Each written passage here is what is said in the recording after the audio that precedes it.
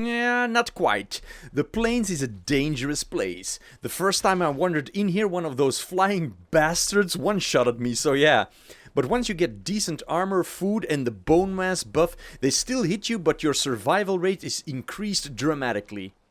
Currently, the best armor in the game is the padded armor, and for that you need linen threads, which you can get from spinning flax, and you can only get that from the plains. So I sniped and cheesed out. Is that a term, to cheese out? Whatever. A small goblin village. Yeah, they're called fuelings in Valheim or something, but to me there'll always be goblins. I snatched the barley and flax and grew it in a crappy little farm, which you can see here. But yeah, aesthetically this could be a bit better. What is it they say? Ambition is the first step to success. Or in my case, Oscar Wilde was more accurate. Ambition is the last refuge of failure. Or to put it another way, even a blind squirrel can find a nut. As you will see, I haven't watched any building tutorials whatsoever, which will become painfully obvious as this video progresses. Firstly, I started off digging a moat again. Well, let's say a trench. But aside from the fact that there was a shit ton of rocks in the ground, I heard impending doom, and the memory of a one-star goblin one-shotting me was fresh on my mind. So yeah, I didn't quite like the idea of one of those douche nozzles joining me in the trenches, doing their Joker impressions, so I took to the sky. Well, as close as I could get at this point, so I just started raising the ground.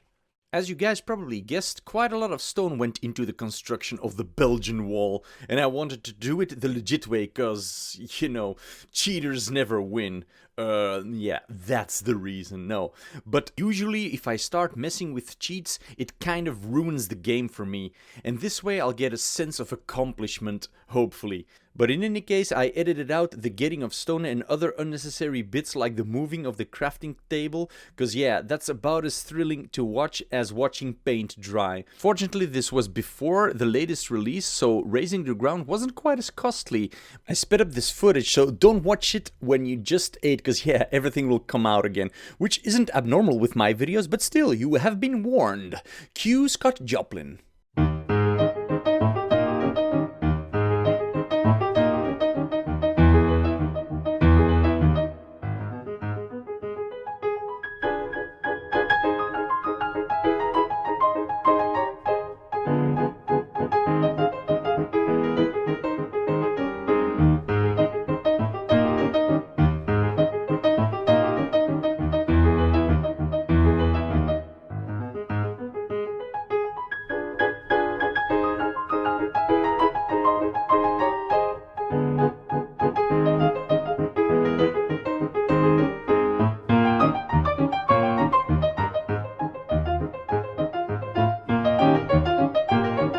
It was at this moment that he knew.